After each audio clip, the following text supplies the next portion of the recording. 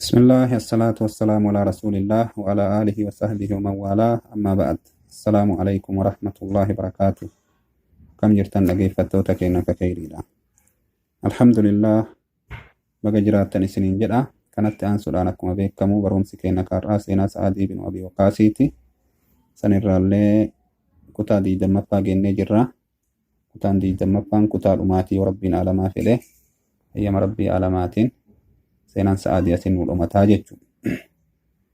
Duuba Sa'ad bin Abi Waqqaas maal akka inni ta'ee dubbanni dabarsine gahee inni duula Badrii keessatti taphatee fi akkasuma duula Uhudii keessattis argamsiise akkasuma duula Qaadisiyyaa keessattis argamsiise akkasuma bulchiinsa isaa akka biyya himsaallee dubbannee jirra. Akkasuma du'aayin isaallee akka nama qeebalamaa ta'ee dubbannee jirra duuba. Akkuma san inni kun Rabbiin subhaanahu wa ta'ala umrii isa dheeresse jedhanii baay'ee umrii dheeratee Rabbiin subhaanahu wa ta'ala umrii isa dheeresse. Zabana Aliyyi illee inni kun ni jira. Gaafa Aliyyii fi Mu'aawiyaan wal dhaban ummanni agartanii muslimtoota bakka lamatti addaan qoqqoodame. Mushkilaan jidduu ummata muslimtootatti argamte sahaabaan kun illee agartee ra'ii Aliyyii fudhatanii kun ra'ii agartee Mu'aawiyaadhaa fudhatanii khilaafni jidduu isaaniitti argame. Sa'ad keessan seenne jedhan. Sa'ad bin Abi Waqqaas keessan seenne re'eelee isaa fudhatee gaara gale. Gaara galee re'eelee isaa tiifachuus seenne.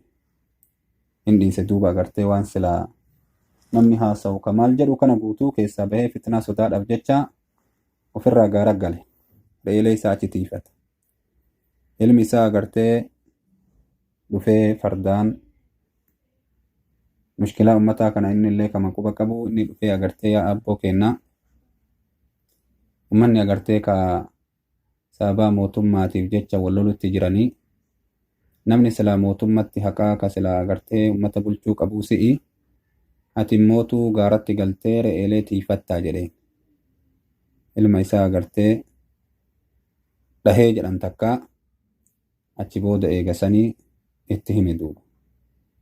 Yeroo mokkoraa nabiin keenya alayhi salaatu wassalaam gaaratti galee nama re'eelee isaa tiifatee nagaa baha jedheen duuba. Kanaafuu annama akkanaati jedhee itti himee ofirraa achitti sabate. Fitnaa tokko keessan seenne duuba. Rabbi sarraa haa jaalatu. Mokkora tokko keessan seenne akkasitti ofirraa re'eelee isaa tiifata. Haala kanaan Rabbiin subhaanahu wa ta'ala umrii isaa haga isaa kenne Rabbii umrii isa dheeresse hin ture jedhan. Baay'ee ture agartanii umrii dheerate. Duuba Sa'aadiin ilma Abbaa Waqaasii ammallee jidduu sahaabatitti nama beekamaa ta'uu waliin re'eelee tiifata laala gaaratti galee. Maal baqata mokkora baqata. Kan zabana saniin keessatti inni mokkora baqatu zabanni keenya kaarraa kun sandaran jechuu yaa obboleewwan. Sandaran nabi makeenna jedhe agartee zabana mokkorri agartee heddummaate gaaratti bahee nama re'eelee isaa gaara bahee tiifatee nagaa bahaa jedhe. Kanaaf Sa'ad ofirraa agartee re'eelee isaa fudhatee gaara bahee duuba nagaa bahuudha. Allahu akbar. Sahaabaan nabii kennaa ummata akkanaati. Ummata akkanaati nama hedduu biraa shahiide nama hedduu duula keessatti agartee biraa kutee kana mara ni yaadataa ni beekaa seenaa agartee ka nabii waliin dabarse ka Abbaa Bakrii waliin dabarse ka Umar waliin dabarse sahaabdota bakka adda addaatti waliin dabarse kana mara ni beekaa. Kanaaf ibaadaa callatti achi cite duuba inni khilaafa tokko keessan seenne jedha. Ibaadaa callatti achi cite. Gaafa duula Uhudii keessatti Abdallah bin Jahsh waan jedhee yaa Sa'ad du'aayii nuun kadhattu jedheen. Du'aayii kadhannaa koottu jedhee waraanarraa agartee ka achi bahanii du'aayii waliin kadhatan. Sa'ad gaaf saniin keessatti yaa Rabbi jagna kaafiraati walin nafiti ka agartee sayfii kenna lamaanii wal haadin wal cirru kan irra oolee xoolagii isaa fudhadhu na godhii jedhe. Xoolagii jechuun meeshaa isaa, meeshaa agartee ka isaa kan ittiin lolu, seefii isaa fa'a waan adda addaa. Akkana jedhee du'aayii kadhate gaafa sanuu Sa'ad. Abdallah bin Jaashii immoo yaa Rabbi agartee akkuma Sa'ad kadhateen si kadhaati. Jeeshii kaafiraa kanarraa jagna isaaniitiin waliin na fidi. Ka anilleen isa ciru, ka innilleen na ciru. Ka seefii isaatiin inni funyaan kiyyallee narraa muree, gurra kiyyallee narraa muree, hidhii kiyyallee narraa muru godhiyya. Bor wayita guyyaa qiyaamaadhaa siin fuuldura wal gahe, bor wayita guyyaa qiyaamaa si fuuldura dhufe,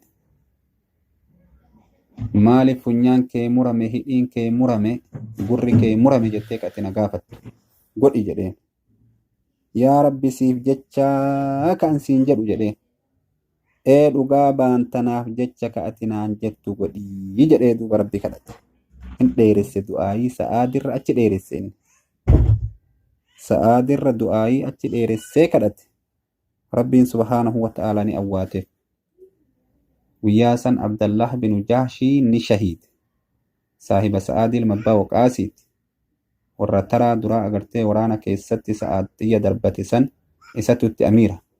Sa'aad nama dura karaa Rabbii keessatti xiyya darbate jenneemi. Gaafa xiyya Sa'aad darbatu san amiirri waraana sanii eenyu? Abdallah bin Jaashii kana. Haala saniin duuba Abdallah bin Jaash ni shahiide.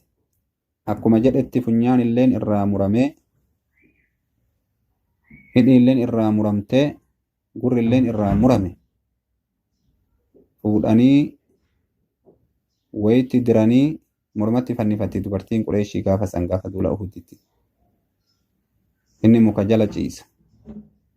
Yookaan muka sanitti diran duuba. Waan ciran kana namarra. Warra gaafas akkasitti dalagame duuba Abdallah bin Jaashi. Abdallah bin Jaash. Akkana duuba Sa'ad gaafa san du'aayii kadhatee duuba tashahiidummaan kadhanne achi keessatti. Kaantu kadhate malee. Ni gale duuba Sa'ad gaafa san. Rabbiin subhaanahu wa ta'aalaa isaa laaffisee galee jechuudha. Duuba Sa'ad nama akkanaati seenaa hedduu qabaa. على أي حال أمر سعد طويلا وأفاه الله عليه من المال شيئا كثيرا جدا. سعد أمري الإيرتو أرغته إيغانا ربي سبحانه وتعالى دين الجيل أغرته الدو ربي ساكن جدني. لكنه حين أدركه الوفاة دعا بجبة. إمو أكنها جنو يو أغرته دوتي ستي أفتيتي نينجته كبورتا تكا يامتي جدا. Wayita duuti isatti dhuftee kobbortaa takka yaamate. Kana jechuun kobbortaa takka naaf fidaa jedhe. Ta suufarraa tolfamte. Ta dhumte duuba ammallee ta agartee ka baaliyatiin jedhan. Ta dhumtuu taate. Ta dhumte jechuun. Kobbortaan sun ta dhumte. Dulloomtee jechuun. Isii tana naaf fidaa jedhe. Waqaala ni jedhe kaffinuunii bihaa fa innii laqiitu biha almushrikiina yooma badriin. Isii tanaan na kafanaa. Isii tanaan agartee mushrikaa wallolee gaafa duula badrii jedhe. Huccuu gaafa duula badrii ittiin lole san fuudhee kaayate guyyaa awwaalcha isaatiif. Ajaa'ib! Huccuun silaa agartee huccuu dulloomtee dhumte isii tana fuudhee gabbaasee yoo an du'e isiin awwaalaa jedhe. وإني أريد أن ألقى بها الله عز وجل أيضا. إسي تنان كافرا والقنمي. أني أما اللين فدا جد إسي تنان ربي كيا والقنمو فدا جد. Huccuu tanaan rabbii kiyya qunnamuu fedha. Huccuu tanaan na awwaalaa jedhe duuba. Ta gaafa duula badrii ittiin duuletan. Allahu akbar. Akkasitti du'ee duuba akkasitti huccuma inni dhaammate saniin isa awwaalanii. Seenaan isaa akkana fakkaataa karaa gabaabaadhaan. Inshaallahu ta'aalaa aga seenaa nama biroo eegallutti. Assalaamu alaikum warahmatullahi wabarakatuhu. Ma'assalaami lalliqaa.